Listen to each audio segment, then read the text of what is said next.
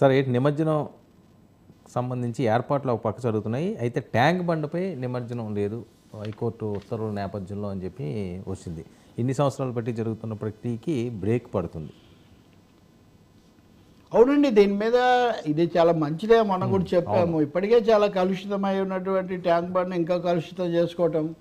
రెండవది మళ్ళీ నేను చెప్తాను, నిమజ్జనం అని సంపూర్ణంగా నిమజ్జనం జరగాలని శాస్త్రం చెప్తున్న దాన్ని కూడా వమ్ము చేసి అక్కడ విగ్రహాలు పడేసిపోతే మళ్ళీ ఎవరో వచ్చి దాన్ని పగలగొట్టి ఈ పరిస్థితి ఎందుకండి? చాలా చెరువులు ఉన్నాయి, చాలా ప్రత్యేకమైన కుంటలు కూడా ఏర్పాటు చేశారు. అక్కడ చేసుకోవచ్చు కదా. కోర్టు ఉత్తర్వుల ప్రకారం వాళ్ళు ఆపేశారు. నేను ఉదయం చూస్తున్న పత్రికల్లో మాధవీలత మొన్న ఎన్నికల్లో చాలా పెద్ద ఇది మాట్లాడి తర్వాత ఎలా దెబ్బతిన్నారో చూసాం కదా. ఆమె మళ్ళీ సవాళ్ళు చేస్తున్నారు. ఏమని అంటే నిమజ్జనాన్ని ట్యాంక్ బండ్ మీద అనుమతించకపోతే ఇప్పుడు వెలసిన పందిళ్ళే శాశ్వతమైన గుళ్ళుగా మారిపోతాయంట. చూడండి, అంటే ఈ రెచ్చగొట్టే కార్యక్రమాలు ఇవన్నీ ఎందుకంటే, అలాగే భాగ్యనగర గణేష్ ఉత్సవ సమితి తరఫున ఆయన రెడ్డి గారు, పుల్లారెడ్డి గారు అబ్బాయి అనుకుంటా, రాఘవరెడ్డి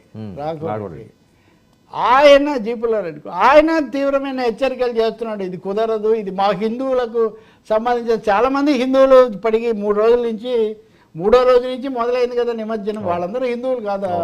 అంటే మాధవీలత గారితోనూ రాఘవరెడ్డి గారితోనూ ఉన్నవాళ్ళు మాత్రమే హిందువులా? లేకపోతే రాజాసింగ్తో పాటు వీరంగం తొక్కే వాళ్ళు హిందువులు? ఇది ఎక్కడ విషయం అండి? అసలు గంగా గౌరీ ఇద్దరు కూడా ఈశ్వరుడితో పాటు, అప్పుడు గంగ కదా అక్కడ హుస్సేన్ సాగర్ అంటే, అది కలుషితమైపోతుందిరా బాబు అంటే దాన్ని ఏదో చేయాలి. కోర్టు ఉత్తర్వు స్పష్టంగా ఉంది. మీరు ఎందుకు ఇన్ని రోజులు చేయలేదు, మాకు ఎందుకు అఫిడవిట్ వేయలేదని కూడా కోర్టు అడుగుతుంది.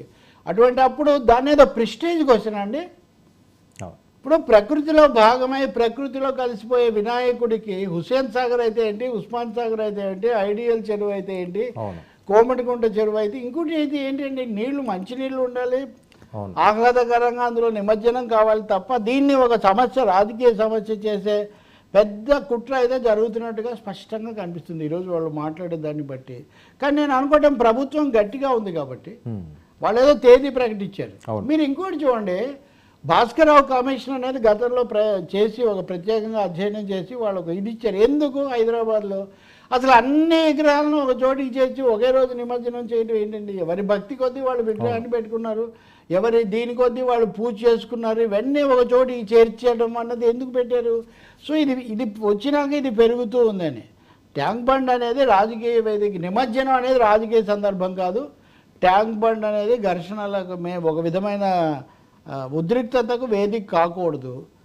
తప్పకుండా ప్రభుత్వ నిర్ణయాన్ని ఎవరైనా సమర్థిస్తారు, కోర్టు కూడా బలపరుస్తుందని మనం ఆశించాలి. అయితే ఒక్కటే సమస్య, వాళ్ళు ఏమంటారు తెలుసా తమాషగా, ఈ ఉత్సవ కమిటీ వాళ్ళు, సమస్య అంటే ప్రభుత్వానికి కోర్టుకు మధ్యలో ఉందంట, వాళ్ళకి సంబంధం లేదంట. ఇది ఎలా ఉందండి? ప్రభుత్వానికి కోర్టుకు మధ్యలో సమస్య ఏంటండి? అసలు సమస్య మీరు కలిపే విగ్రహాల గురించి కదా. కోర్టుకు ప్రభుత్వం, అసలు కోర్టుకి ఏం సమస్య ఉంది మధ్యలో? ప్రజలకు సమస్య ప్రభుత్వం ద్వారా. కాబట్టి ఇది జరగదని నేను అనుకుంటున్నా. ఈసారి ఎంతో కొంత దీనికి ఈ సంస్కృతికి బ్రేకులు పడతాయని నేను అనుకుంటున్నాను. రెండవది, దీన్ని సాగతీసే బదులు ఆరోగ్యకరమైన ప్రత్యామ్నాయాలు ఇక్కడ కాదు ఇక్కడ చేసుకుంటాము ఈ పద్ధతిలో చేయటం ఒకటి. ఇంకోటి, ప్లాస్టర్ ఆఫ్ ప్యారిస్ హానికరం అని చిన్న పిల్లలు కూడా తెలుసుకొని గణేష్ బొమ్మలు వేసి చిన్న చిన్న స్కూల్లో ఇవన్నీ చూపిస్తున్నారు. అటువంటి అప్పుడు వాటిని మీరు వీటిలో పాండ్స్, నీటి కుంటలు ఏర్పాటు చేశాను, దాంట్లో కలపండి, ఇబ్బంది ఉండదని ఒక పరిష్కారం చూపిస్తున్నారు గౌరవప్రదమైన. దాన్ని కాదని మేము ఇక్కడే వేస్తామంటే అది కుదరదు. బహుశా కోర్టు కూడా మధ్యంతర ఉత్తర్వులు ఇవ్వచ్చు.